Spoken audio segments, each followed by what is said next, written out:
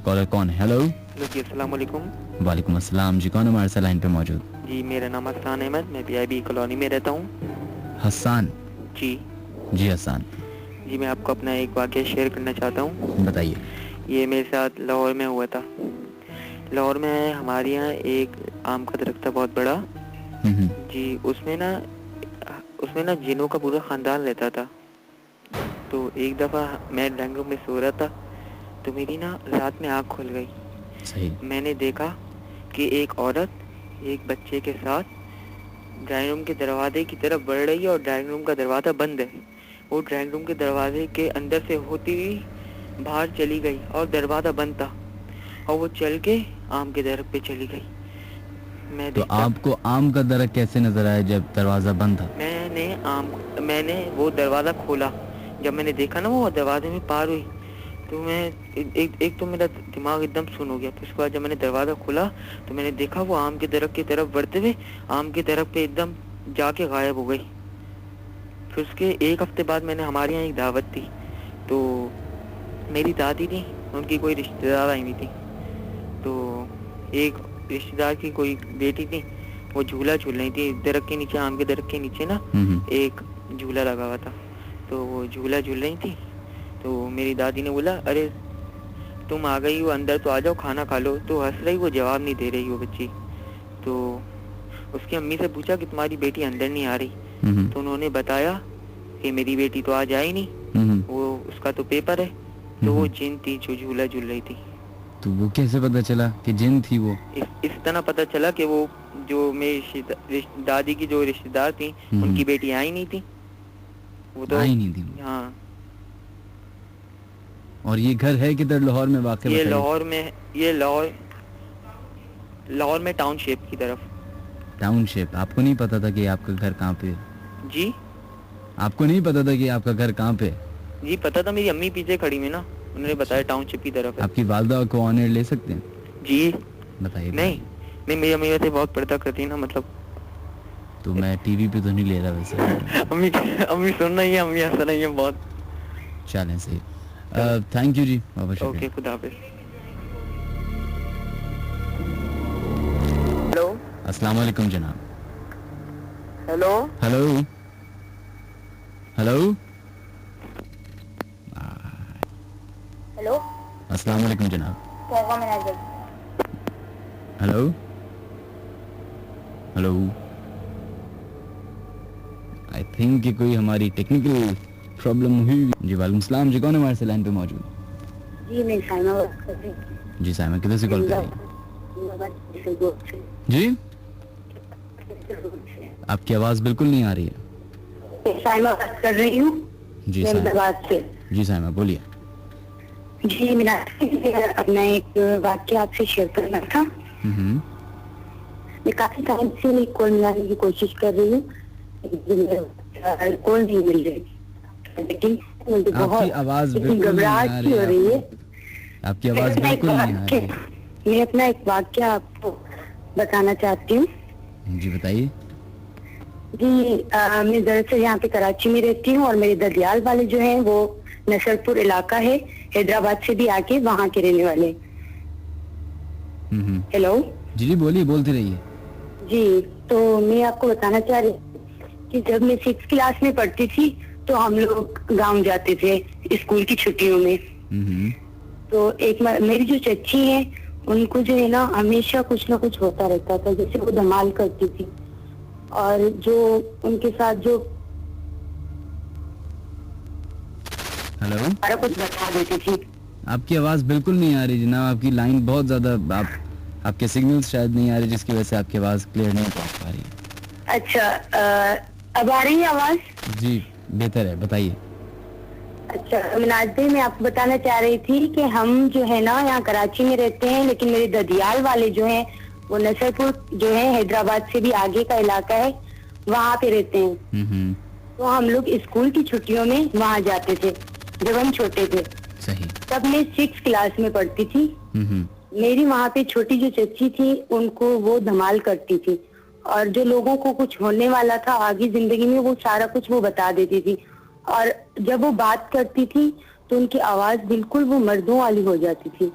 तो एक मरतबा जब मैं वहाँ गई, हमारी स्कूल की छुट्टियां थी, तो हम लोग वहाँ पे गए, तो वो धमाल कर रही थी, तो मैं भी जाके वहाँ बैठ गई। हालांकि मेरी मम्मा ने मुझे मना किया था कि आप उनके करीब मत बैठो।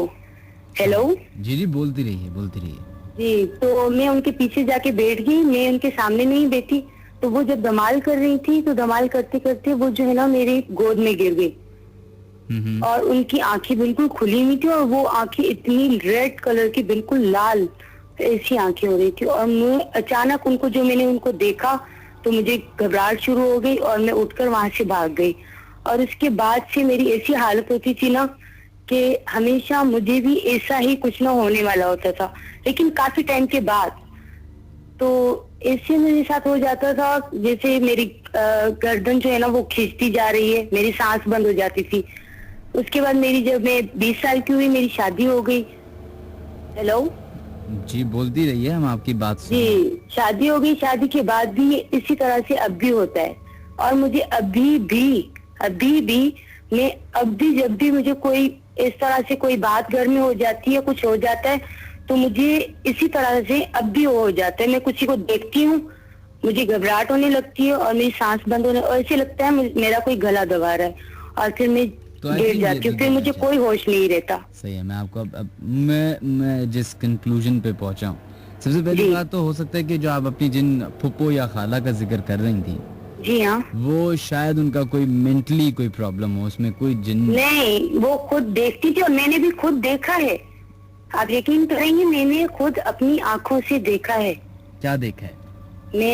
जब मैं वहाँ पर थी गांव में, तो मैंने देखा कि रात को जब सारे लोग वहाँ पे, देखिए आप फैन में सब सोते हैं चारपाइयों पे, तो जब मैं भी सोई हुई थी, तो मुझे ऐसे लगा मुझे आकर किसी ने उठाया, और मैं बाकायदा नींद से उठ गई, और मुझे उन्होंने उठाया। 3 औरतें थी, उन्होंने मुझे उठाया और मुझे इशारा किया कि आप मेरे साथ चलो, और मैं उनके पीछे पीछे जा रही हूँ। तो आप और यहाँ तक कि मैं अपनी चच्ची का कमरा, हेलो जी, आप उनके पीछे चली भी गई? जी हाँ, मैं चली भी गई। आप यकीन करेंगे, मैं बिल्कुल अपनी चच्ची के कमरे तक गई हूँ, और मुझे वो साफ दिखाई दे रही है, और मैं ऐसे लग रहा था मैं अपने बस में नहीं हूँ। और उस वक्त मेरी जो मम्मा है, उन्होंने आकर मुझे जैसे झंझोड़ दिया, ये साइमा तुम इस वक्त कहाँ जा रहे हो? हालांकि मुझे कोई ऐसी आदत नहीं है नींद में चलने की। और फिर मैं उठ गई। मैंने मेरी आंखें भी खुली हुई थी, मैंने खुद अपनी आंखों से उन 3 औरतों को देखा भी, और अभी भी मैं महसूस करती हूँ। चलें से। थैंक यू जी, बहुत शुक्रिया, थैंक यू जी। वालेकुम सलाम जी, कौन है हमारे सलाम पे? मैं जवेरिया वकार बात कर रही हूँ जी। जवेरिया बोलिए। असल में मेरी स्टोरी तो नहीं है, मेरी बहन की है, जो नानी के यहाँ रुकी थी। हमारी नानी के असल में बहुत सारे जिन्नात हैं। अच्छा, पहले तो आपकी बहन अगर करीब में, तो उनको ही बोल दें, वो सुना दें। मैं आपको बताती हूँ, फिर वो सुनाएंगी, क्योंकि असल में उनने मुझे बताया था ना, तो मैं बताती हूँ आपको। यानी कि हमारे जो मामू है ना, वो बहुत बड़े आलिम हैं। सेकंड रुके, तो आपकी बहन मौजूद है? जी है। उनको बुलाइए। जी of course, why not. Anam आओ। असल में वो थोड़े घबरा रही, मैं आपको बता देती हूँ कि स्टोरी वो। चलें से बताइए जी हाँ। मेरी जो क्या ना मेरे जो मामू हैं, वो बहुत बड़े आलिम हैं, तो वो जो हैं जिनों को जो है अपने कब्जे में करते हैं। हाँ, तो उनके घर में भी मेरी नानी बहुत ज़ईफ है, इस वजह से जो है उन्हें घर में जो है जिन्नात उनकी रखवाली के लिए रखे हुए। तो एक दफा ऐसा हुआ कि आपके मामू ने इंसानों को रखवाली के लिए रखा हुआ, जिन्नात को इंसान, वो लड़कियां जो हैं वो आती हैं, खिदमत करके चली जाती हैं, रात भर नहीं रुकती हैं। जिन्नात जो हैं वो उनके यानी कि रखवाली करते हैं, रात भर उनको तहज्जुद के लिए उठाते हैं नानी को। तो मुरीद भी हैं मेरे मामू के बहुत से लोग जी। तो एक दफा ऐसा हुआ कि मेरी बहन, नानी की बहुत तबीयत खराब थी, तो कोई ऐसी लड़की नहीं थी कि रुक जाए रात भर, तो मेरी बहन को रुकना पड़ा, और कोई भी नहीं था घर पे, वो अकेली असल में रहती हैं, बहुत ज़ईफ है। तो लाइट चली गई थी, उस वक्त 3-4 बजे का टाइम था। तो एकदम से लाइट गई, तो फिर जो है मेरी बहन ने देखा सामने जो है पैरा लगाते हैं जिन्नात, ताकि मेरी नानी सेफ रहें, कोई उन्हें तकलीफ ना हो। तो मेरी बहन ने एक दफ़ा देख लिया कि जो है जिन्नात जो है ना पैरा लगा रहे हैं, और इतना लंबा कद का वाइट कलर का बिल्कुल चिन्ह था, का मुँह नजर नहीं आता, काले होते हैं असल में ये लोग, ब्लैक होते हैं, और ड्रेस उनका वाइट होता है। तो एकदम से फिर उसने दुरूशी वगैरह पढ़ी, उसका तो बहुत अजीब सी हो गई थी देख कर के पहली दफ़ा देखा था, तो उसने सब कुछ पढ़ा, तो फिर तो उसने आंखें बंद की तो देखा गायब हो गए थे वो। लेकिन वो पैरा लगाते हैं मेरी नानी के घर में एज अ सेफ्टी, क्योंकि वो बहुत ज़ईफ़ है और अगर उनको कुछ हो जाए, मतलब मेरे मामू ने एज अ सेफ रखा, सेफ्टी के लिए रखा हुआ है उन्हें। और आपके मामू क्या करते हैं? वो जो है बहुत बड़े आलिम हैं, जिन उतारते ही बहुत से जिन्नात भी उतारे, असर हो जाता है ना, वो नाज़िमाबाद की तरफ रहते हैं। क्या नाम है आपके मामू का? अमीन निज़ामी। अच्छा, जी, चलें से, थैंक यू जी, बहुत बहुत शुक्रिया। अल्लाह हाफ़िज़। अल्लाह हाफ़िज़।